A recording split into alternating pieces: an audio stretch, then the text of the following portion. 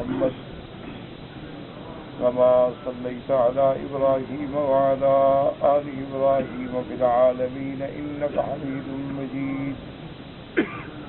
أعوذ بالله من الشيطان الرجيم. بسم الله الرحمن الرحيم. إن هذه أمتكم أمة واحدة وأنا ربكم فاعبدون. وتقطعوا أمرهم بينهم كل إلينا راجعون. فمن يعمل من الصالحات وهو مؤمن فلا كفران لسعيه وإنا له كاتبون. قال المؤلف والمفسر رحمه الله تعالى: أدام النفع بعلومه وعلومكم في الدارين آمين. إلى أن قال ابن عباس ومجاهد وسعيد بن جبير وقتادة وعبد الرحمن بن زيد بن أسلم رضوان الله عليهم أجمعين في قوله تبارك وتعالى: إن هذه أمتكم أمة واحدة يقول دينكم دين واحد. حضرت ابن عباس، حضرت مجاہد، سعید بن جبیر، ان سب حضرات نے یہی ارشاد فرمایا ہے کہ اس آیت مبارک کا ترجمہ یہ ہے کہ ان هذه امتکم امۃ واحدۃ کا کیا معنی؟ دینکم و دین واحد، کہ جتنے انبیاء علیہم السلام اللہ نے بھیجے سب کا دین ایک ہے، اصول دین ایک ہے، فروع میں اختلاف ہوتا ہے، ہمیشہ اصول جو ہیں وہ ایک ہیں. مسئلہ توحید، اسی طرح مسئلہ نبوت و رسالت اور مسئلہ معاد، یہ بنیادی اصول ہیں. ان کو الاصول الثلاثہ بھی کہا جاتا ہے، اور بعض مفسرین اس کی تعبیر الایمان بالثلاثیات سے بھی کرتے ہیں، اور بعض علماء اس کی تعبیر اساس دین سے بھی کرتے ہیں. تو یاد رکھیں کہ بنیاد جو ہے اللہ کا دین ایک ہے، اس میں کوئی اختلاف نہیں، اس میں کسی قسم کا کوئی تفرقہ نہیں ہے. حضرت سیدنا نوح علیہ السلام سے لے کر سیدنا محمد الرسول اللہ صلی اللہ علیہ وسلم تک تمام انبیاء کا دین ایک ہے، اصول ایک ہے، اساس ایک ہے، بنیاد ایک ہے. وقال البصري حسن البصري رحمه الله في هذه الآية يبين لهم ما يتقون وما يعصون. حضرت حسن بصری رحمۃ اللہ علیہ فرماتے ہیں کہ دین ایک کا معنی یہ ہے کہ وہ بتاتے ہیں کہ کن چیزوں سے بچنا ہے اور کون سی چیزیں کرنی ہیں. کہ تمام انبیاء علیہم السلام نے عقائد میں بھی، عبادات میں بھی، معاملات میں بھی اپنے اپنے زمانے میں امتوں کو بتا دیا کہ یہ چیز جو ہے کرنی ہے اور یہ چیز جو ہے نہیں کرنی. ثم قال ان هذه امتكم امة واحدة اے سنتکم سنت واحدہ، یعنی ایک ہی طریقہ ہے تمام انبیاء کا. فقوله ان هذه ان اسمها وامتکم خبر ان. اب مفسر فرماتے ہیں کہ ان هذه، تو ان هذه جو ہے اسم ہو گئی، امتکم خبر ہو گئی. اے هذه شریعتکم التي بینت لکم ووضحت لکم، کہ یہی وہ شریعت ہے جو تم کو ہم نے کھول کے بیان کر دی ہے، وضاحت کر دی ہے، سمجھا دی ہے. امتن واحدتن، نصب زبر کے ساتھ، علی الحال کہ یہ منصوب ہے، حال جملہ حالیہ ہے. فلہذا قال وانا ربکم فاعبدون. اور تمام انبیاء نے یہی دعوت دی کہ میں ہوں رب تمہارا، میری ہی عبادت کرو. تو تمام انبیاء یہی دعوت دیتے آئے ہیں کہ عبادت جو ہے وہ خالص اللہ تبارک و تعالیٰ کے لیے ہے. اس کی عبادت میں کسی کو شریک نہ بناؤ، نہ کسی انسان کو، نہ کسی ملک کو، نہ کسی جن کو۔ تو اللہ تبارک و تعالی وحدہ لا شریک ہیں اور وہی معبود برحق ہیں، اور جمیع انواع عبادات اسی کے لیے ہیں۔ اسی لیے ہم ہر نماز میں پڑھتے ہیں ایاک نعبد و ایاک نستعین، تیری ہی عبادت کرتے ہیں اور تجھ ہی سے مدد مانگتے ہیں۔ یہی بات ہر پیغمبر نے کہی۔ وَإِلَىٰ عَادٍ أَخَاهُمْ هُودًا قَالَ يَا قَوْمِ اعْبُدُوا اللَّهَ، انہوں نے ایک ہی دعوت دی کہ اے قوم اللہ کی عبادت کرو۔ مَا لَكُم مِّنْ إِلَٰهٍ غَيْرُهُ، اللہ کے سوا کوئی معبود برحق نہیں۔ وَإِلَىٰ ثَمُودَ أَخَاهُمْ صَالِحًا، اور قوم سمود کے پاس اللہ نے حضرت صالح علیہ السلام کو بھیجا، انہوں نے کیا دعوت دی؟ قال یا قوم اعبدوا اللہ، اللہ کی عبادت۔ ما لکم من الہ غیرہ، اللہ کے سوا کوئی معبود برحق نہیں۔ جیسے دوسری آیت میں اللہ نے فرمایا یا ایھا الرسل کلوا من الطیبات واعملوا صالحا الی قولہ وانا ربکم فاتقون۔ اللہ پاک نے حکم دیا تھا تمام پیغمبروں کو، تمام رسل کو کہ پاکیزہ چیزیں کھائیں، اعمال اچھے فرمائیں، اور آخر میں تھا وَأَنَا رَبُّكُمْ، اور میں ہی تمہارا رب ہوں، بس مجھ ہی سے ڈریں۔ وقال رسول اللہ صلی اللہ علیہ وسلم نحن معاشر الانبیاء اولاد علات دیننا واحد، حضور نے فرمایا کہ جتنے ہم انبیاء ہیں ہم بھی اللہ بھائی ہیں، ہم سب کا دین جو ہے ایک ہوتا ہے، کیونکہ اصل بات یہ ہوتی ہے نا کہ بھائی کا ایک ہوتے ہیں کہ بھئی ماں بھی ایک باپ بھی ایک، وہ اشقاء کہلاتے ہیں، باپ تو ایک ہے ماں الگ ہے تو اللہ کہلاتے ہیں۔ اسی طرح بات اخیافی بھی ہوتے ہیں۔ اس طرح فرماتی ہیں کہ معنی یہ ہے کہ دین ایک ہے، ان المقصود هو عبادت اللہ وحدہ لا شریک لہ بشرائع متنوعۃ لرسلہ۔ تو خلاصۃ الکلام کیا ہے کہ خالص عبادت اللہ کے لیے، باقی ہر دور میں حالات کے مطابق احکام، فروعات، شریعت اللہ نے الگ الگ دی۔ جیسے اللہ فرماتے ہیں لِكُلٍّ جَعَلْنَا مِنْكُمْ شِرْعَةً وَمِنْهَاجًا، سب کے لیے اللہ نے ایک طریق بنایا، لیکن اللہ فرماتے ہیں دین ایک ہونے کے باوجود امتوں نے کیا کیا؟ وَتَقَطَّعُوا أَمْرَهُمْ بَيْنَهُمْ كُلٌّ إِلَيْنَا رَاجِعُونَ، أي اقتربت الأمم على رسلها من بين مصدق لهم ومكذب۔ لیکن قوموں میں کچھ لوگوں نے تو انبیاء کی تصدیق کی اور کچھ لوگوں نے انبیاء کی تکذیب کی۔ تو یہ ہر دور میں ہوتا آیا ہے کہ ہر دور میں ماننے والے بھی تھے اور نہ ماننے والے بھی تھے، ہر دور میں انبیاء کی تصدیق کرنے والے بھی تھے اور جھٹلانے والے بھی تھے۔ اس لیے اللہ فرماتے ہیں کُلٌّ إِلَيْنَا رَاجِعُونَ، لیکن سب نے ہماری طرف ہی لوٹ کے آنا ہے، کہاں جائیں گے؟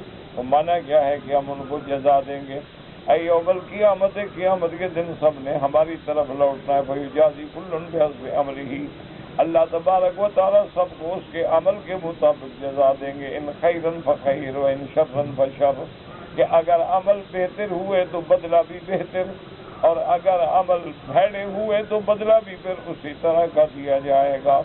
ولہذا قال تبارک و تعالیٰ فَمَن يَعْمَلْ مِنَ الصَّالِحَاتِ وَهُوَ مُؤْمِنٌ، اے قلبہ مصدق وعمل عملا صالحا، شرط یہ ہے کہ دل میں بھی تصدیق ہو، ایمان بھی ہو، اور پھر اعمال صالحہ کرے۔ فَلَا كُفْرَانَ لِسَعْيِهِ، اس کے اعمال کو بیکار یا ضائع نہیں کیا جائے گا۔ جیسے اللہ فرماتے ہیں اِنَّا لَا نُضِيعُ أَجْرَ مَنْ أَحْسَنَ عَمَلًا، ہم ضائع نہیں کرتے جو اچھا عمل کرتا ہے۔ اَيْ لَا يُكْفَرُ صَاحِبُهُ عَمَلَهُ، اس کے عمل کو رد نہیں کیا جائے گا، بل يُشْكَرُ فَلَا يَزِدُ مِثْقَالَ ذَرَّةٍ، بلکہ اس کے عمل کو اللہ قبول فرمائیں گے، اس پر ذرے کے برابر بھی زیادتی نہیں ہوگی۔ وَلِهَذَا قَالَ تَبَارَكَ وَتَعَالَى وَإِنَّا لَهُ کاتبون ای یکتب جمیع عملی فلا یزید علیہ من شیء، وہ جتنے عمل کرتا ہے ہم سب لکھ رہے ہیں، کرامن کاتبین یعلمون ما تفعلون، اللہ نے فرشتوں کی ڈیوٹی لگا دی ہے، ہم جو کہتے ہیں کرتے ہیں سب لکھا جا رہا ہے۔ لیکن معاملہ یاد رکھیں کہ اللہ تو علام الغیوب ہیں، اللہ علیم بذات الصدور ہیں، اللہ کے آگے تو کوئی ہمارا عمل چھپا ہوا ہے ہی نہیں، اللہ سب جانتے ہیں، لیکن لکھا کیوں جاتا ہے؟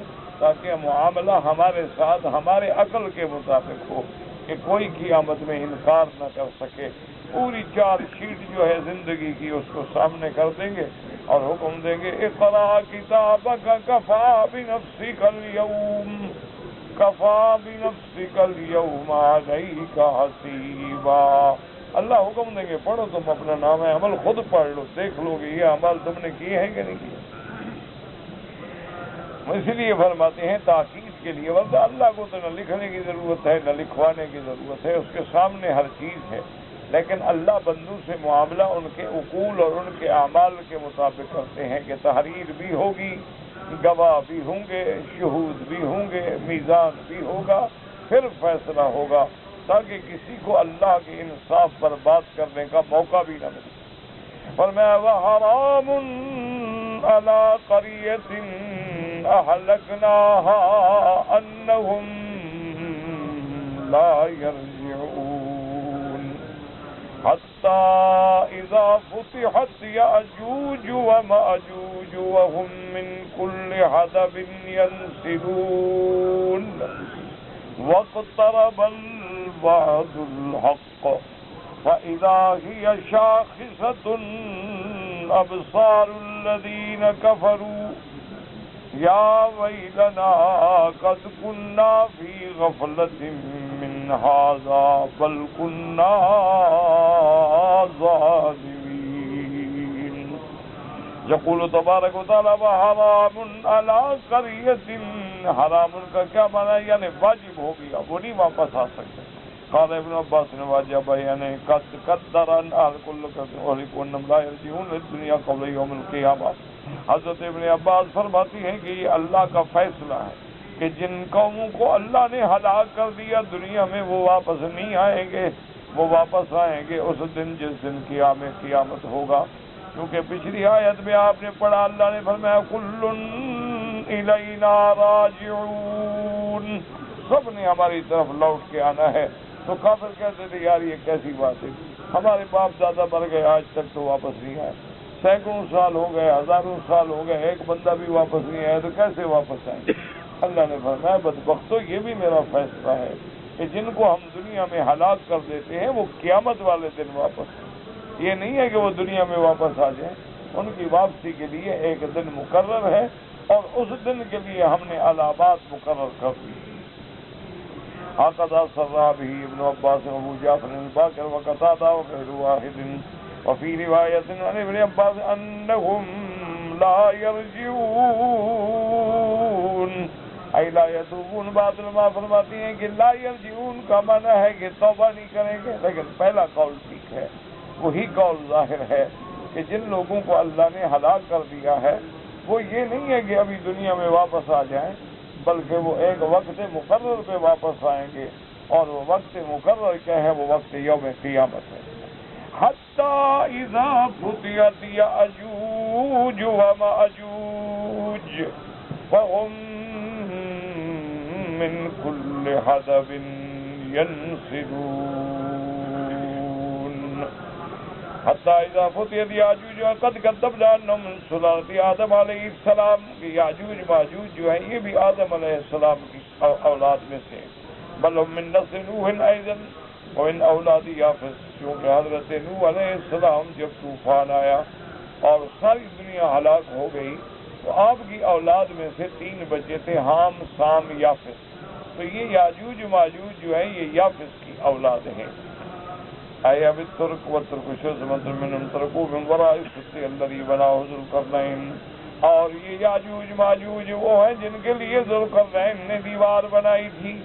ذوالقرنین جب وہاں پہنچے تو لوگوں نے شکایت کی کہ یاجوج ماجوج آتے ہیں اور ہمارے فصلوں کو تباہ کر دیتے ہیں، مہربانی کریں ان کو روکنے کے لیے کوئی بند بنا دے، کوئی حد بنا دے، کوئی سد سکندری بنا دے۔ تو حضرت نے حکم دیا کہ جی آتونی زبر الحدید، آپ نے لوہے کی باقاعدہ چادریں بنوائی، پیتل اور تانبا اور چیزیں پگھلا کے ان کو ایسی دیوار بند کر دی کہ پھر یاجوج ماجوج کا آنا جو ہے وہ بند ہو گیا، لیکن قیامت سے پہلے وہ نکلیں گے۔ اسی طرح ایک حدیث مبارک ہے اور صحیح حدیث ہے، اس میں حضور صلی اللہ علیہ وسلم تشریف لائے تو آپ کا چہرے مبارک پہ پریشانی کے آثار تھے۔ آپ نے فرمایا ویل للعرب من شر قد اقترب، ہلاکت عرب کے لیے آ گئی، وہ شر قریب آ گیا۔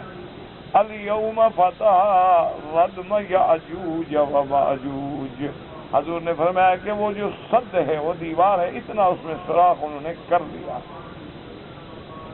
تو منع یہ ہے کہ اب وہ ایسا ایسا سوراخ جب کر لیں گے تو دیوار سے نکل جائیں گے، تو جب وہ نکلیں گے تو پھر وہ ہلاکت ہوگی، اور ان کا آنا جو ہے یہ بھی علامات ہے قیامت میں۔ حضور صلی اللہ علیہ وسلم نے یہاں بڑی بڑی علامات کا ذکر فرمایا ہے کہ خروج الدابت، ایک جانور کا نکلنا، اسی طرح حضور پاک نے فرمایا دجال کا نکلنا، اسی طرح عیسیٰ علیہ السلام کا اترنا، اسی طرح یاجوج ماجوج جو ہے یہ بھی علامات قیامت میں ہے، اور اس کے بعد گویا قیامت بالکل قریب آ جائے۔ اس کے بعد فرماتے ہیں ھذا رحمت من ربی فاذا جاء وعد ربی جعله دکا وکان وعد ربی حقا، فاذا جاء وعد ربی جعله دکا وکان وعد ربی حقا۔ حضرت ذوالقرنین نے فرمایا تھا کہ یہ جو کچھ میں نے بنایا ہے میرے اللہ کی رحمت ہے، لیکن جس دن وہ وعدہ آ گیا اس دن اللہ اس دیوار کو ٹکڑے ٹکڑے کر دیں گے۔ وَتَرَكْنَا بَعْضَهُمْ يَوْمَئِذٍ يَمُوجُ فِي بَعْضٍ، پھر جب ان کو چھوڑا جائے گا ایسے نکلیں گے جیسے دریا کی موجیں آتی، ہر پہاڑ سے، ہر ٹیلے سے، اور وہ ایسی قوم ہوگی کہ اگر گھاس ہوگا نا وہ بھی کھا جائے، دریاؤں کے پانی بھی پی جائے گی، جو چیز راستے میں آ جائے گی سب کھا جائے گی۔ اس لیے فرماتی ہیں وہ فی ہذہ الآیۃ الکریمۃ فتحت یأجوج ومأجوج وهم من كل حدب ينسلون، أي يسرعون في المشي إلى الفساد، کہ وہ فساد میں بڑے بڑھنے والے ہوں گے۔ والحدب هو المرتفع من الارض، حدب کہتے ہیں ٹیلا، کوئی چیز بھی اونچی، پہاڑ ہے، ٹیلا ہے، سب کو حدب کہتے ہیں۔ تو ایسے اوپر سے اتریں گے اور شمالی پہاڑوں سے، اور جس جس چیز پہ بھی گزریں گے سب کو فنا کر ڈالیں گے۔ باقی یہ جو لوگ کہہ دیتے ہیں نا کہ یہ چین والے یاجوج ماجوج ہیں، یہ سب غلط بات ہے۔ وہ تو سد سکندری کے بند ہیں، ان کو ابھی کسی نے دیکھا ہی نہیں ہے۔ وہ تو جب وقت مقرر آئے گا، اللہ کا حکم ہوگا، دیوار ٹوٹے گی تو وہ نکلے گی۔ قال ابن عباس نے کہا صالح الصوری غیر ماضی صفتوں کی آل خروجہم کا ان الصالح مشاہد لذالک، اللہ تبارک و تعالیٰ نے ایسے بیان فرمایا کہ جیسے پڑھنے والا دیکھ رہا ہے۔ ولا ينبئك مثل خبیر، هذا اخبار عالم ما كان ما يكون الذي يعلم غیب السماوات والارض لا الہ الا هو، کیونکہ یہ خبر دینے والا کون ہے؟ اللہ تبارک و تعالیٰ۔ اللہ تبارک و تعالیٰ سے کوئی اور نہیں جو آسمانوں اور زمینوں کی چھپی باتوں کے جاننے والا۔ وقال ابن جرير حدثنا محمد بن مسنى قال حدثنا محمد بن جعفر قال حدثنا شعبہ عبد الله بن ابي يزيد قال رأى ابن عباس بيانا ينزو بعضهم على بعض يلعبون، فقال ابن عباس هكذا يحيي ياجوج وماجوج وقد ورد ذكر خروج في احاديث متعددة من السنة النبوية۔ ایک دن حضرت ابن عباس رضی اللہ تعالیٰ عنہ نے دیکھا کہ بچے کھیل رہے تھے، ایک دوسرے کے اوپر چڑھ رہے، آپ نے کہا اسی طرح یاجوج ماجوج بھی ایک دوسرے کے اوپر چڑھیں گے اور اتریں گے۔ تو آپ کو وہ بات یاد آ گئی۔ اب مفسر رحمۃ اللہ علیہ فرماتی ہیں کہ یاجوج ماجوج کے نکلنے کا ذکر جو ہے وہ احادیث مبارک میں بھی آیا ہے، الحديث الأول قال الإمام أحمد حدثنا يعقوب قال حدثنا أبي عن ابن إسحاق عن عاصم بن عمرو بن قتادة عن محمود بن لبيد عن أبي سعيد الخدري رضي الله تعالى عنه قال سمعت رسول الله صلى الله عليه وسلم يقول تفتح يأجوج ومأجوج الناس كما قال الله عز وجل وهم من كل عدب ينسلون. حضرت ابی سعید خدری رضی اللہ تعالیٰ عنہ روایت فرماتی ہے کہ میں نے حضور پاک سے سنا کہ جب یاجوج ماجوج کو کھولا جائے گا اور لوگوں پہ نکلیں گے اور ہر اونچی جگہ سے وہ تیز تیز چلیں گے وَيَخْشَوْنَ النَّاظِرَ حَاضِرُ مُسْلِمُونَ أَنْهُمْ إِلَىٰ بَصَائِرِهِمْ وَحُسُونِهِمْ وَيَضُمُّونَ إِلَيْهِمْ مَوَاشِيهِمْ وَيَشْرَبُونَ مِنْهَا لَذَّةً بعد من مر بالله ويشربون ما فيه حتى يتركوه يابسا. اب مفسر رحمۃ اللہ علیہ فرماتی ہیں کہ جب وہ آئیں گے تو لوگوں پہ چھا جائیں گے. اب مسلمان جو ہیں وہ حاضر مسلمون انہم الی مدائنہم وحصونہم مسلمان بیچارے اپنے قلعوں میں چھپتے پھریں گے. وَيَضُمُّونَ إِلَيْهِمْ مَوَاشِيهِمْ اور وہ جو ہے وہ سب کے مال مویشی بھی پکڑ لیں گے. وَيَشْرَبُونَ مِيَاهَ الْأَرْضِ اور زمین میں جتنا پانی ہوگا وہ بھی پی جائیں گے. حتیٰ کہ لوگ جب گزریں گے بھی یہ تو نہر تھی دیکھیں گے خشک پڑی ہوئی اور سارے نہر کا پانی بھی پی جائیں. حتیٰ ان من بعد من مر بذلك النهر يقول كان ها هنا ماء مرة حتیٰ کہ وہ نہریں ایسے خشک ہو جائیں گی کہ بعد میں جب لوگ گزریں گے تو کہیں گے یار یہاں تو نہر ہوتی تھی پانی ہوتا تھا ورنہ وہ تو سارا پی گئے. حتیٰ اذا لم يكن الناس احد الا اهل بيت او مدینہ قال قائل هؤلاء اهل الارض فرغنا منهم بقي اهل السماء قال ثم يعز آدم هربة ثم يرمى بها السماء فترجع إليه مخضبة دما للبلاء والفتنة. اب جناب جب دیکھیں گے کہ لوگ تو ڈر کے مارے بھاگ گئے نا کوئی شہروں میں رہا ہی نہیں بچا ہی نہیں کہنے لگے اچھا چلو زمین والوں سے تو ہم نے نمٹ لیا ہے اب آسمان والوں کو نمٹتے ہیں. زمین والوں کو تو ہم نے ختم کر دیا اڑ گئے بھاگ گئے. اب آسمانوں والوں کو تو کیا کرتے نیچے سے کھڑے ہو کے نیزے مارتے اور تیر پھینکتے. اور اللہ تبارک و تعالیٰ بھی اپنا ایک ابتلا و امتحان ہے کہ جب وہ واپس آتا تو اس کو خون لگا ہوتا ہے کہتے دیکھو ہم نے آسمانوں کو بھی مارنا شروع کر دیا ہے. اب اس کے بعد جناب فرماتے ہیں بینما هم علی ذلک بعث اللہ عز وجل دودا فی اعناقهم كنغف الجراد الذي يخرج في اعناقه فيصبحون موتى لا يسمع لهم حس. اب جب کہیں گے دیکھو جی اب ہم نے تو آسمان والوں کو دیکھو تیر ہمارے خون سے تو اللہ تبارک و تعالیٰ ان کو ایک بیماری بھیجیں گے گردن میں ایک دودھ ایک پھوڑا نکلے گا ایسے ہوگا جیسے بکری کے طرز کا ہوتا ہے. صبح جب اٹھیں گے سب مرے پڑے. اب جناب جب دیکھیں گے کہ ان کی لوگ مسلمان جو چھپے ہوئے ہوں گے دیکھیے بھی ان کا تو شور شر کوئی آواز ہی نہیں آ رہی. الا رجل یشری لنا نفسه فینظر ما فعل هذا العدو. انہوں نے کہا یار کوئی ایک بندہ قربانی کرے جا کے پتہ تو کرے کہ ہمارے دشمنوں کا کیا ہوا کوئی آواز نہیں آ رہی کہ ان کی حرکت نظر نہیں آ رہی. قال فینحدر رجل منهم محتسبا نفسه قد اوطنها على انه مقتول. ایک بندہ قربانی کے لیے اترے گا وہی سمجھے گا کہ وہ مجھے مار ڈالیں گے لیکن جو پتہ تو کروں کیا ہوتا ہے. جب نیچے آ کے دیکھے گا فَيَجِدُهُمْ مَوْتَى بَعْضُهُمْ عَلَى بَعْضٍ جب آ کے دیکھے گا کہ سب کے سب مر چکے ہیں اور لاشیں ایک دوسرے کے اوپر پڑی ہوئی ہیں. فَيَنْحَدِرُ رَجُلٌ مِّنْهُمْ فَيُنَادِي يَا مَعْشَرَ الْمُسْلِمِينَ أَلَا أَبْشِرُوا إِنَّ اللَّهَ عَزَّ وَجَلَّ قَدْ كَفَاكُمْ عَدُوَّكُمْ ويخرجون من دائرهم ويسرون ويسرون واشيهم وما يكون لهم راعي لهم فتشكرهم قاسما شكرتم شيئا من نبات اصابته قط. اب وہ پکارے گا مسلمانوں کو کہ مسلمانوں نکل آؤ اپنے اپنی جگہوں سے اللہ نے تمہارے دشمن کو ختم کر دیا ہے. دعا کریں اللہ مسلمانوں کے دشمنوں کو بھی ہلاک فرما دے. اگر ان کے مقدر میں ہدایت نہیں ہے تو اللہ ہلاک کرنے پہ قادر ہے. وما ذلك على الله بعزيز. مسلمان تو عاجز ہے ہر لحاظ سے کمزور ہیں انما اشکو بثی و حزنی الی اللہ۔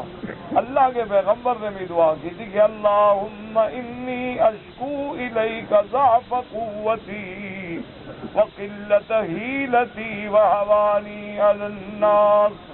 آج بالکل وہی منظر ہے کہ مسلمان ہر لحاظ سے عاجز ہو گیا ہے۔ اب جناب فرماتے ہیں کہ جب مسلمان نکلیں گے آگے دیکھیں گے تو اپنے جانوروں کو چرانے کے لیے بھی نکالیں گے۔ اب کیا چرائیں؟ بس ان کے گوشت تھے اور تو کچھ نہیں تھا۔ پھر مسلمانوں نے اللہ تبارک و تعالیٰ کا شکر ادا فرمائیں گے کہ یا اللہ تو نے ہمیں عذاب سے بچایا ہے۔ الحدیث الثانی قال الامام احمد حدثنا الولید بن مسلم ابو العباس الدمشقی قال حدثنا عبد الرحمن بن یزید بن جابر قال حدثني يحيى بن جابر الطائي قاضي حمص قال حدثني عبد الرحمن بن جبير نفيل الحضرمي أبي أنه سمع النواس بن سمان الكلابي قال ذكر رسول الله الدجال ذات غداة فخفض فيه ورفع حتى ظنناه في ناحية النخل فقال غير الدجال خوفني عليكم فإن يخرج وأنا فيكم فأنا حجيجه دونكم وإن يخرج ولست فيكم فكل امرئ حجيج نفسه والله خليفتي على كل مسلم۔ حضرت نواس بن سمان الکلابی فرماتی ہیں کہ ایک دن حضور پاک نے دجال کا ذکر کیا۔ اوپر نیچے جو واقعات تھے سب آپ نے بیان فرمائے۔ فرماتے ہیں ہم تو ڈر گئے، ہمیں تو ایسے معلوم ہوا کہ ان کھجوروں کے پیچھے شاید دجال چھپا کھڑا ہوگا۔ حضور پاک نے فرمایا کہ مجھے خوف ہے تم پر، لیکن تم نہ ڈرو، اگر میری زندگی میں دجال نکلا تو میں تمہارے بغیر اکیلا اس سے مقابلہ کروں گا، اور اگر وہ میرے بعد آئے تو پھر ہر بندے کو چاہیے کہ حق پہ ڈٹ جائے اور اس کا مقابلہ کرے۔ اللہ تبارک و تعالیٰ نگہبان ہے ہر مسلمان پہ۔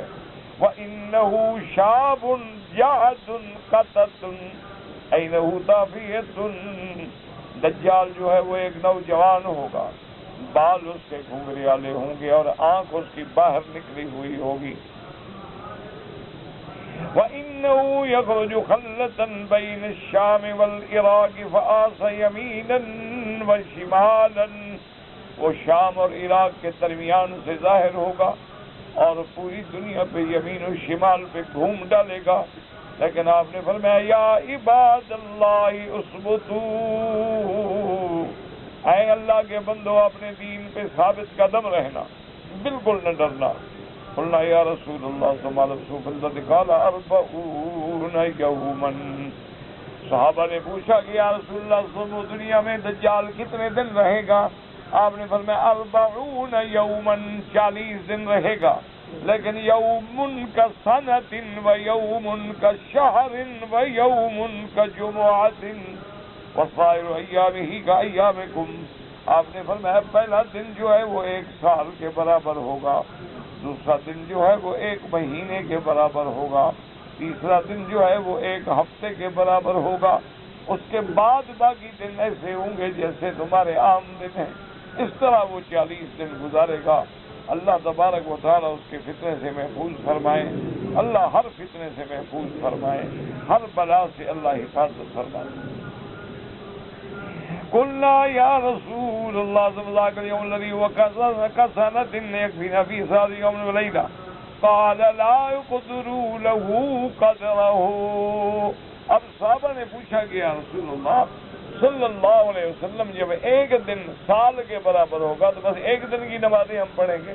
حضرت نے فرمایا کہ نہیں، نمازیں تو تم سال کی پڑھو گے، لیکن پھر خود اندازہ کر لو گے کہ بھی 1 سال میں کتنی نمازیں بنتی ہیں، تو اتنی نمازیں آپ نے اسی دن میں ادا کرنی، کیونکہ وہ دن ہی سال کے برابر ہوگا، تو حساب لگا کے نمازیں پڑھی جائیں۔ آج بھی دیکھیں نا کہ جیسے بعض ملک ایسے ہیں کہ جہاں پر تقریباً 6 مہینے دن ہے اور 6 مہینے رات، تو اب وہاں یہ تو نہیں ہے نا کہ ایک دن کی نماز پڑھ لیں اور 1 رات کی پڑھ لیں، یہ نہیں ہے، بلکہ اندازہ کیسے ہوگا اس کے دو طریقے علماء نے فرمائے ہیں کہ یا تو اس کے قریب جو ملک ہے نا اس کے غروب و طلوع کو دیکھا جائے گا، یعنی جو بلد اس کے قریب ہے وہاں جب طلوع ہے غروب ہے غروب۔ اور دوسرا یہ ہے کہ آدمی خود اندازہ کر لیں گے۔ اب دیکھو نا، جیسے بعض اوقات اگر 24 گھنٹے کی رات ہو جائے تو پھر آدمی خود اندازہ کرتا ہے بھی 12 گھنٹے دن ہے 12 گھنٹے رات، تو اسی طرح پھر ان دنوں کا بھی اندازہ کیا جائے گا، لیکن ہر حال میں نمازیں جو ہیں وہ ادا کی جائیں گی۔ قلنا یا رسول اللہ استغفر الذی خلق الغیث استدبرته الریح، وہ جو ساری دنیا میں گھومے گا تو رفتار کیا ہوگی؟ اس نے فرمایا ایسے چلے گا جیسے بادل چلتے ہیں، جیسے بادلوں کو ہوائیں چلاتی ہیں نا، اتنی تیزی سے وہ چلے گا۔ قال وَيَمُرُّ بِالْحَيِّ فَيَدْعُوهُمْ فَيَسْتَجِيبُونَ لَهُ وَيَأْمُرُ السَّمَاءَ فَتَمْطُرُ وَالْأَرْضَ فَتُنبِتُ وَتَرُوحَ الْإِنسَانَ مَا كَانَ زَرَاعًا خَوَاسِرَ وَأَصْبَغَهُ ذُرُوعًا، اور وہ بدبخت کسی بستی پہ گزرے گا تو ان لوگوں کو کہے گا کہ مجھ پر ایمان لاؤ، میں خدا ہوں تمہارا۔ یہ نبوت کا دعویٰ نہیں، وہ خدا بن جائے گا، تو وہ لوگ مان لیں گے۔ جب مانیں گے تو بادلوں کو حکم دے گا کہ بارش برساؤ، تو بادل بارش برسائیں گے۔ زمینوں کو حکم دے گا کہ کھیتیاں نکالو، تو ان کے تو گھر بھر جائیں گے اور مویشی بھر جائیں گے، اور مویشی کھانے کے بعد تر و تازہ ہو جائیں گے، اور ان کے ند جو ہیں دودھ سے بھر جائیں گے، اور یہ ان کی جانبین جو ہیں جیسے کھانے سے موٹی ہو جائیں گی۔ قال وَيَمُرُّ بِالْحَيِّ فَيَدْعُوهُمْ فَيَرُدُّونَ عَلَيْهِ قَوْلَهُ،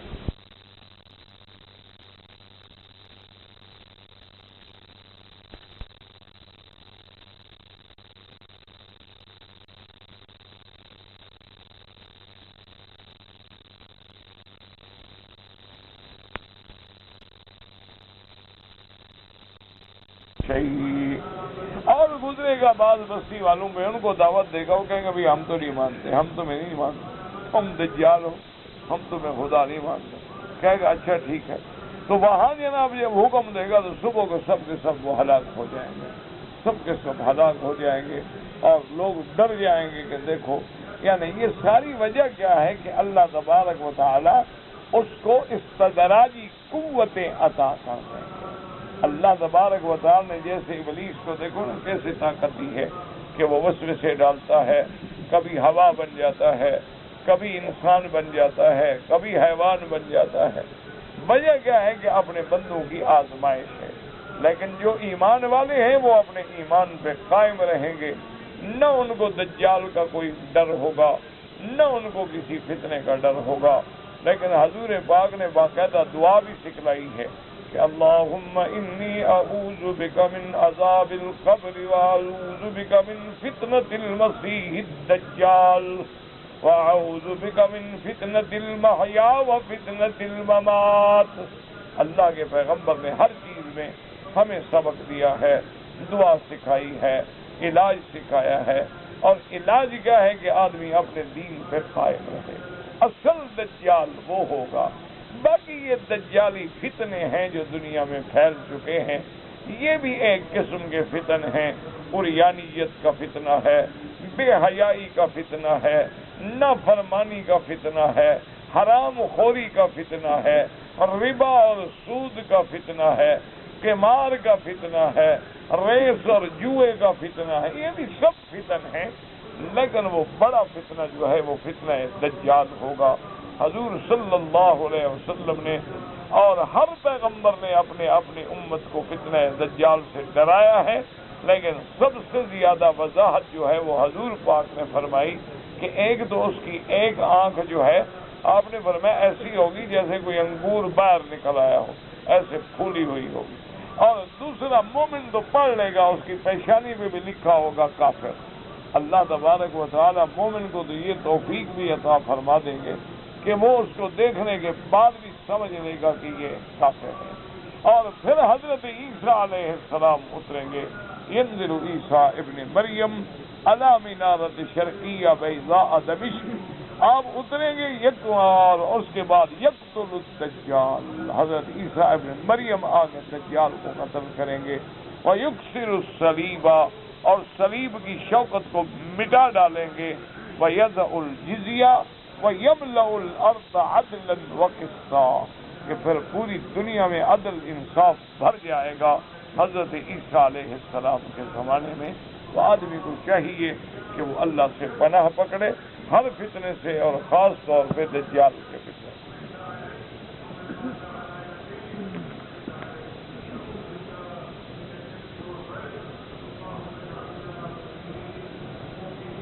کہتے ہیں جی کہ میں رمضان شریف میں آدھی تراویح پڑھتا ہوں اور اس کے بعد میں طواف کرتا ہوں۔ میرا بھائی پہلی بات تو یہ سمجھو کہ قرآن اور یعنی حدیث مبارک جو ہے وہ بھی قرآن کی شرح ہے۔ حدیث مبارک میں اور اجماع صحابہ میں یہ بات بالاتفاق ہے، جس میں کوئی جھگڑا نہیں کہ تراویح جو ہے 20 رکعت۔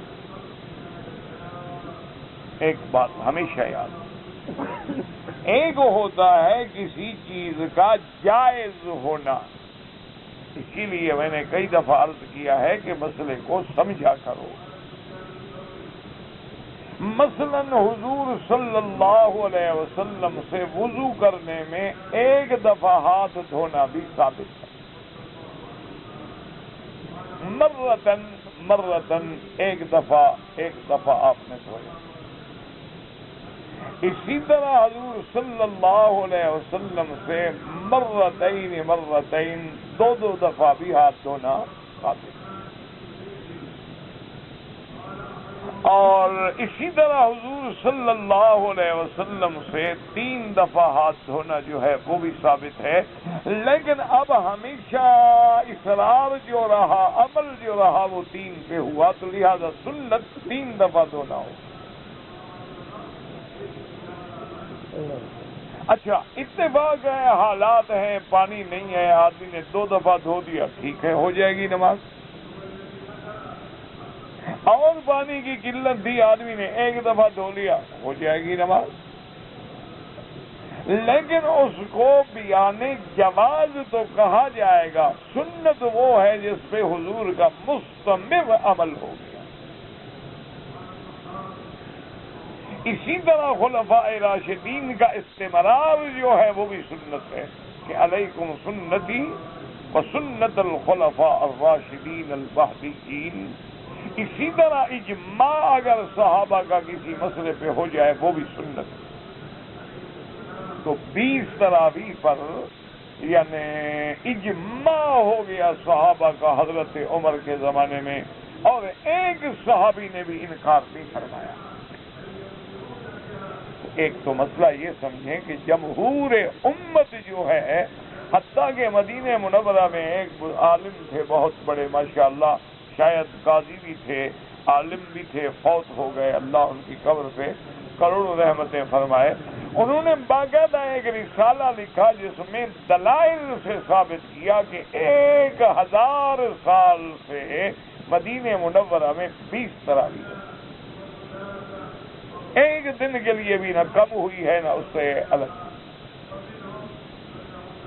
تو اس لیے جھگڑوں میں نہ پڑا کریں۔ کوئی 8 پڑھتا ہے ماشاءاللہ الحمدللہ، ہم کسی پر اعتراض نہیں کرتے، اللہ کا شکر ہے۔ ہم کسی کو نہ برا سمجھتے ہیں نہ اس پہ اعتراض کرتے ہیں، لیکن اجماع صحابہ اور جمہور اسی پہ ہے کہ 20۔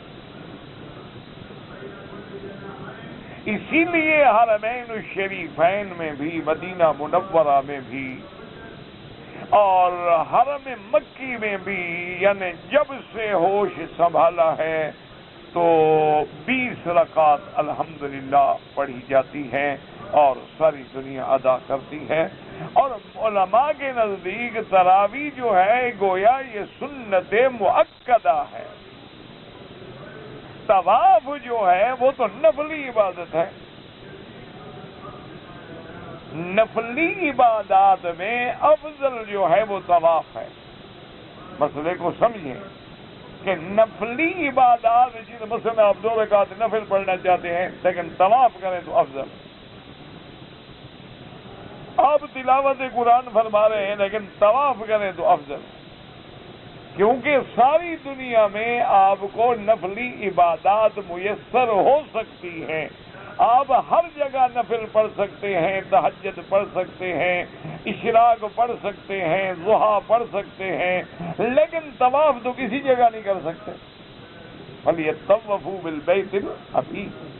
اس لیے علماء نے لکھا ہے کہ عبادات نافلہ میں حرم کے اندر سب سے افضل عبادت جو ہے وہ طواف ہے.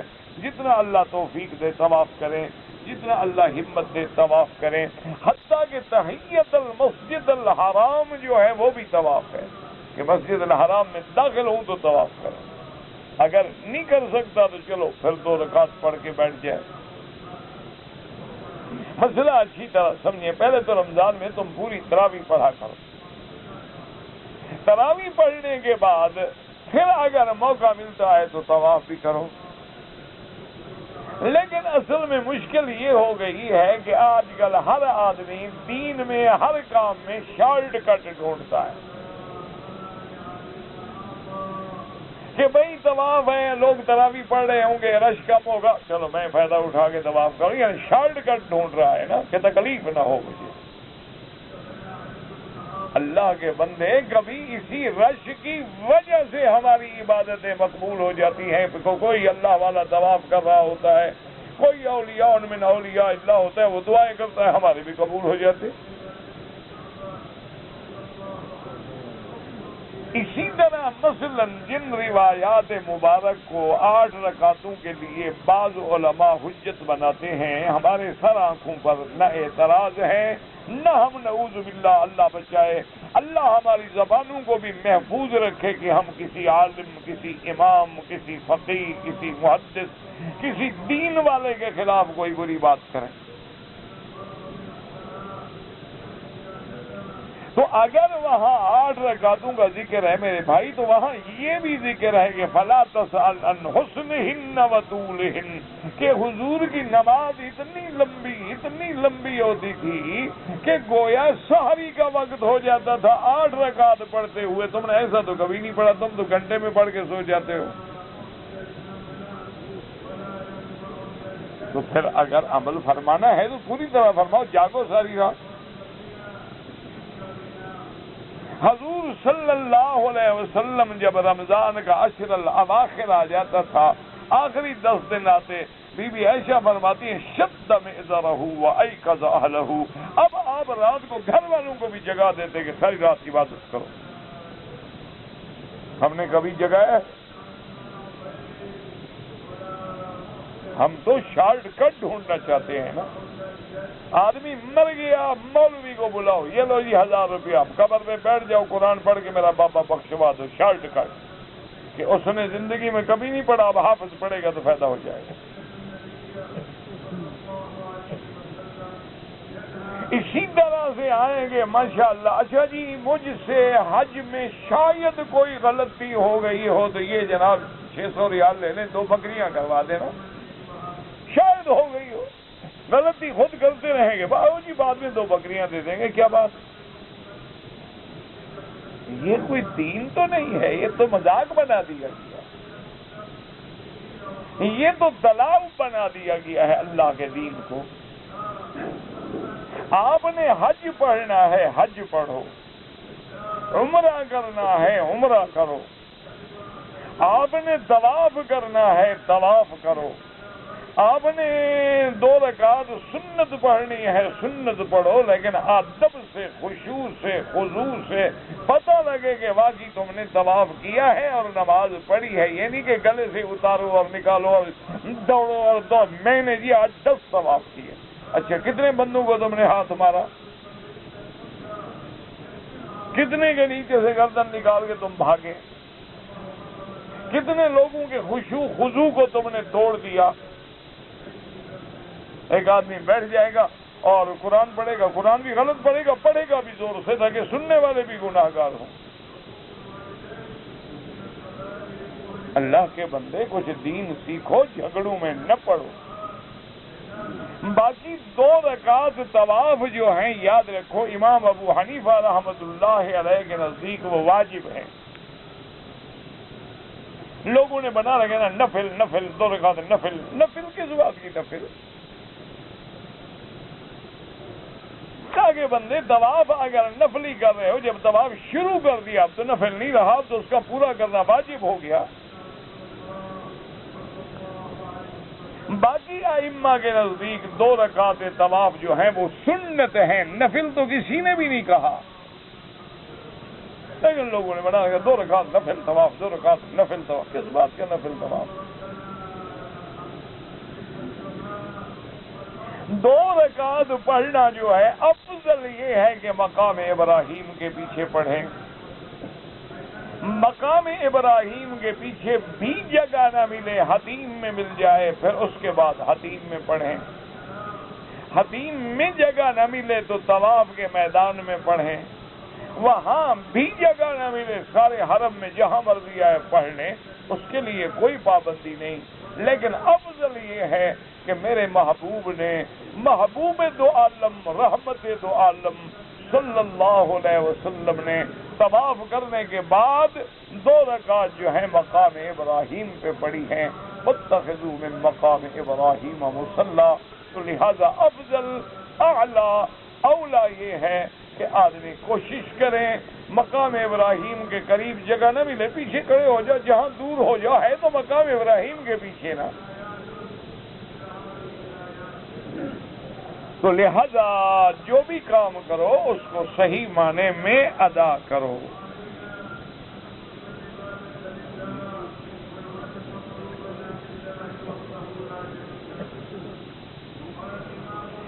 ہم 2 بھائی ہیں، میں جو کمائی کرتا ہوں بڑے بھائی کو دے دیتا ہوں، لیکن بڑا بھائی مجھے واپس دے دیتا ہے اور ہمارا خرچہ بھی وہ برداشت کرتا ہے. تو اللہ اس کو جزا دے، اس کے لیے دعا کرو، اچھا کر رہا ہے بیچارہ وہ، کیونکہ بڑا بھائی ہے، وہ باپ بن کے تمہیں مدد کر رہا ہے، اس کی مہربانی ہے، اللہ اس کو خوش رکھے. تمہاری بھی مہربانی ہے کہ تم تو اس کو دیتے ہو، وہ قبول نہیں کرتا کہ چھوٹا بھائی اب اس سے کیا لینا ہے خرچہ. چھوٹا بھائی تو اولاد کے برابر ہوتا ہے، تو تم دعا کرو اس کے لیے، اللہ اس کو برکت دے، اچھی بات ہے. میری بہنیں ہیں، ان کی جائیداد نہیں ہے اور ان کا شوہر جو ہیں وہ بھی غریب ہیں. تو میری بہنیں جو ہیں وہ مستحق کے امداد ہیں. اگر میں اپنی بہنوں کو زکوٰۃ دوں تو جائز ہے، بالکل جائز. بھائی کو زکوٰۃ دو، بہن کو زکوٰۃ دو، باقی تمام رشتہ داروں کو جائز ہے. ایک بات یاد رکھو، ایک تو باپ کو دینا جائز نہیں، ایک اولاد کو دینا جائز.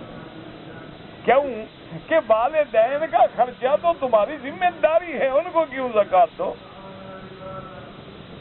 مسئلے کو سمجھا کرو نا کہ والدین جو ہیں وہ تو تمہارے مالک ہیں. انت ومالک لابیک، تم بھی، تمہارا مال بھی تمہارے ماں باپ کا ہے، تو پھر وہ تمہاری زکوٰۃ لیں تو یہ تو توہین ہے والدین کی. اسی طرح اولاد جو ہے، اولاد کا نفقہ بھی تمہاری ذمہ داری ہے، لہذا تمہارے فرائض میں ہے کہ ان کا خرچہ ادا کرو، ان پر زکوٰۃ نہیں ہوتی.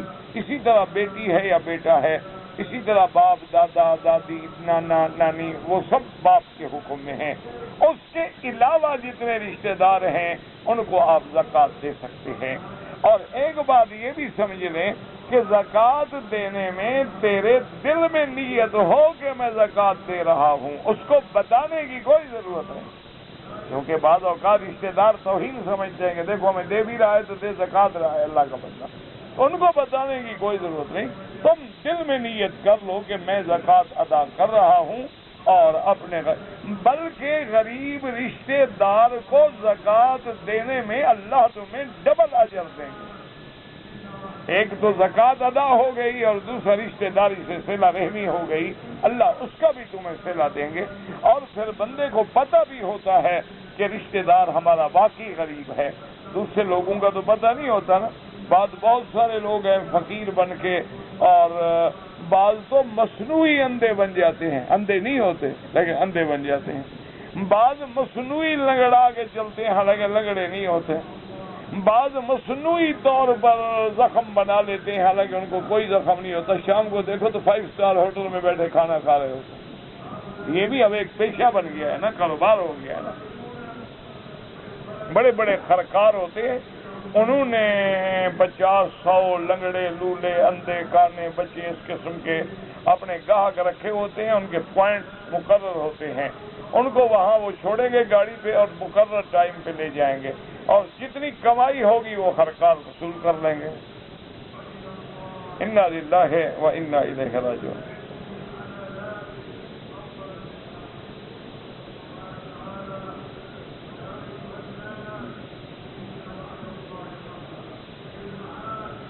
کہتا ہے جی کہ میری بیوی ہے بنگلہ دیش میں رہتی ہے اور میں یہاں رہتا ہوں اور وہ نافرمان ہے. جب اتنی دور رہے گی نافرمانی نہ کرے تو کیا کرے؟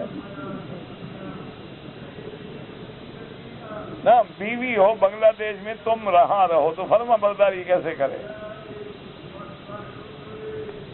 اب میں طلاق دینا چاہتا ہوں. دور بھی تم نے رکھا ہوا ہے، طلاق بھی تم دینا چاہتے ہو. بڑے شریف آدمی ہو بھائی. اللہ کے بندے، طلاق مذاق نہیں ہوتی. ابغض الحلال عند اللہ الطلاق.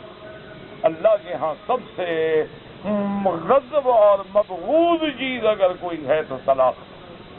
طلاق تو اس وقت ہوتی ہے جب کوئی حل نہ رہے. عورت نافرمان ہے، بے حیا ہے، بد زبان ہے، اور آپ نے ہر حال میں سمجھایا ہے لیکن حل کوئی نہیں، تو اسلام نے ایک حل لکھا ہے کہ بھائی چلو طلاق دے دو، تم بھی اپنا گھر آباد کرو، اس کو بھی کوئی دودھ پلانے والا ملے گا تو ٹھیک کر لے گا. تو اس لیے ویسے کوشش کرو کہ طلاق نہ دو. اپنی بیوی کو بلاؤ، سلو کرو، اپنے پاس رکھو. اگر مجبور ہو کے طلاق دو گے، لکھ کے دو گے ہو جائے گی، کہہ دو گے ہو جائے گی، گواہوں کے سامنے کہہ دو گے، ایسے کہہ دو گے، اللہ تو جانتا ہے نا کہ طلاق ہو گئی.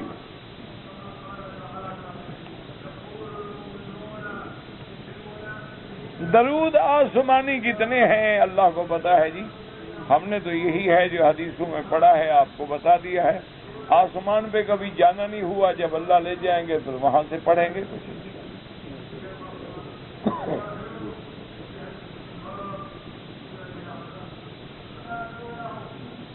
اگر کہتے ہیں جی کہ حرم میں کوئی کسی کی چپل لے جائے تو ہم دوسرے آدمی کے لے لیں، بالکل نہ لیں میرا بھائی. چھوٹی موٹی چیز ہے، اپنے عبادت کو کیوں خراب کرتے؟ ہاں باہر پڑی ہے، پھینک دی گئی ہے، تمہیں یقین ہے کہ اب یہ کوئی اٹھانے نہیں آئے گا تو وقتی طور پہ استعمال کر لو. اس لیے کہ تمہارے پاس پیسہ نہیں ہے، تم چپل خرید نہیں سکتے، ورنہ دوسرے کی چیز استعمال نہ کریں. اپنے اپنے چپل جو ہیں ان کو تھیلیوں میں ڈال کے محفوظ رکھیں، اپنے قریب رکھیں تو انشاءاللہ نہیں جائیں گے.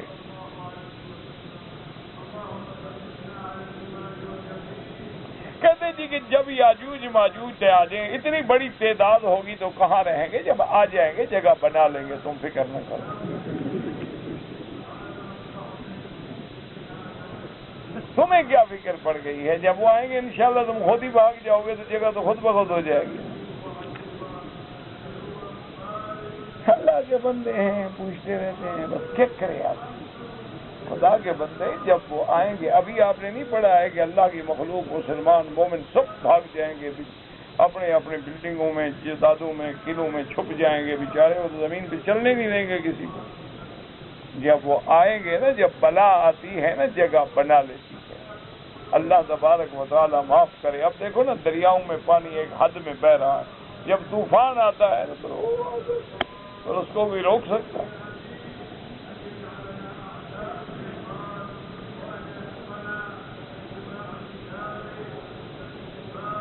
ایک آدمی کو دم پڑ گیا ہے، اس نے دم دے دیا. اب وہ دم کی بکری ذبح ہونے کے بعد اگر ہم خریدیں، کیوں خریدو بھائی؟ اس کا بیچنا ہی حرام، خریدنا ہی حرام، وہ تو غریبوں کا حق ہے. دیکھو کیسے لوگ سمجھدار ہیں. یعنی پہلے تو اللہ کی رحمت سے بکری ذبح نہیں کرتے، کریں تو ذبح کر کے بیچ دیتے ہیں. ابھی دم ادا ہو گیا پھر بھی پیسے دے دیے. انا للہ و انا الیہ۔ بابا دم کا معنی یہی ہے کہ حدود حرم میں ذبح کیا جائے اور فقراء میں تقسیم کیا جائے۔ فقراء حرم یعنی آپ یہ نہیں کر سکتے کہ جدے کے غریبوں کو دیں، مکے کے غریبوں کو دیں۔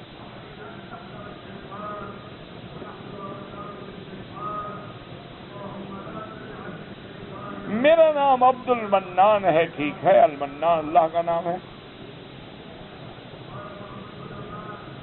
اللہ احسان فرمانے والے، منت لگانے والے۔ میری والدہ اور بیٹا بیمار ہیں، دعا کہ اللہ سب بیماروں پہ رحم فرما۔ اللہم اشفنا واشف مرضانا ومرضى من اوصانا ومرضى المسلمین برحمتک یا ارحم الراحمین۔ اللہم انا نعوذ بک عن البرص والجذام وعن سیئ الاسقام۔ اللہم اشفنا اللہم اشفنا اللہم اشفنا واشف مرضانا ومرضى المسلمین۔ کہتے جی کہ اگر دادا کی جائیداد سے پوتے کو حصہ مل سکتا ہے، بالکل نہیں۔ ہر آدمی اپنے باپ کا وارث ہے، نہ کہ دادے کا وارث ہے۔ دادا مر جاتا، جائیداد تمہارے باپ کو ملتی، اب باپ کے مرنے کے بعد تمہیں ملتی۔ جب تمہارے باپ تک ہی نہیں آئی تو تمہیں کیسے ملے؟ ایک اصول سمجھ لو، دیکھو نا کہ اگر پانی ٹینکی میں نہیں آئے تو نیچے ٹونٹی میں کیسے آئے؟ پہلے ٹانکی میں تو پانی پہنچاؤ نا، اس میں تو آیا نہیں۔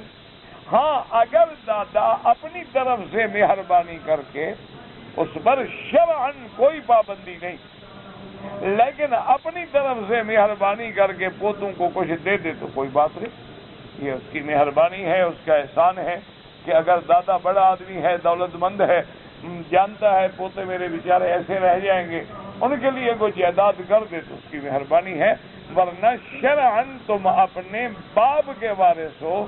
تمہارا باپ اپنے باپ کا وارث ہے، اب تمہارا باپ اپنے باپ کی زندگی میں فوت ہو گیا تو وہ وارث بنا ہی نہیں۔ اس لیے ہمیشہ یاد رکھیں کہ ان کو اگر وہ اپنی محبت سے دینا چاہیں تو کوئی بات نہیں ہے، اور دینا بھی چاہیے، تاکہ کل آخر اولاد ہے، پوتے ہوں یا پوتیاں ہوں، نواسے ہوں یا نواسیاں ہوں، آخر اولاد تو تیرے بیٹے کی ہے نا، وہ کہاں جائے؟ ربنا تقبل منا انك انت السميع العليم وتب علينا انك انت التواب الرحيم۔ اللهم صل على سيدنا محمد وعلى آل سيدنا محمد وبارك وسلم۔ لا إله إلا أنت سبحانك إنا كنا من الظالمين۔ لا إله إلا أنت سبحانك إنا كنا من الظالمين۔ لا إله إلا أنت سبحانك إنا كنا من الظالمين۔ اللهم إنا نسألك باسمك الذي إذا دعي به استجاب، اللهم فرج هم المحبوبين ونفس كرب المكروبين واقض الدين عن المدينين واشفنا واشف مرضانا ومرضى المسلمين يا حي يا قيوم برحمتك نستغيث يا حي يا قيوم برحمتك نستغيث يا حي يا قيوم برحمتك نستغيث۔ اللهم احفظنا بالإسلام قائما وقائدا وراقدا ولا تشمت بنا عدوا ولا حاسدا۔ اللهم إنا نعوذ بك عن جهد البلاء ودرك الشقاء وسوء القضاء والشماتة الأعداء۔ اللهم وفقنا لما تحب وترضى۔ اللهم أصلح أولادنا وأولاد المسلمين۔ اللهم أصلح شبابنا وشباب المسلمين۔ اللهم أصلح بناتنا وبنات المسلمين۔ اللهم أصلح ذرياتنا وذريات المسلمين۔ اللهم اجعلنا واجعلهم من عبادك الصالحين الناجحين الراشدين الفائزين برحمتك يا أرحم الراحمين يا أرحم الراحمين۔ اللهم إنا نعوذ بك عن الهم والحزن۔ اللهم إنا نعوذ بك عن الهم والحزن۔ اللهم إنا نعوذ بك عن الهم والحزن والعجز والكسل والجبن والبخل وغلبة الدين وقهر الرجال۔ اللهم إنا نعوذ بك عن جهد البلاء ودرك الشقاء وسوء القضاء وشماتة الأعداء۔ اللهم احسن عاقبتنا في الامور كلها واجرنا من خزي الدنيا وعذاب الاخرہ. یا اللہ عالم اسلام سے اپنی رحمت نازل فرما. یا اللہ اسلام کی عزت و غلبے کا فیصلہ فرما. یا اللہ بے دینوں کو دین عطا فرما، بے حیاؤں کو حیا عطا فرما، بے اولادوں کو اولاد عطا فرما، جن کی اولاد ہے ان کو صالح بنا، بے روزگاروں کو روزگار عطا فرما، قرض داروں کے قرض ادا فرما. یا اللہ جن کے گھروں میں بچیاں ہیں ان کے رشتے آسان فرما. یا اللہ ہماری ظاہری باطنی روحانی جسمانی بیماریاں پریشانیاں اپنی رحمت سے دور فرما. اللهم اجعل لنا وللمسلمين من كل هم فرجا ومن كل ضيق مخرجا ومن كل بلاء عافيا. سبحان ربك رب العزة عما يصفون وسلام على المرسلين والحمد لله رب العالمين. اللهم صل على سيدنا محمد وعلى آل سيدنا محمد كما صليت على إبراهيم وعلى آل إبراهيم في العالمين إنك حميد مجيد.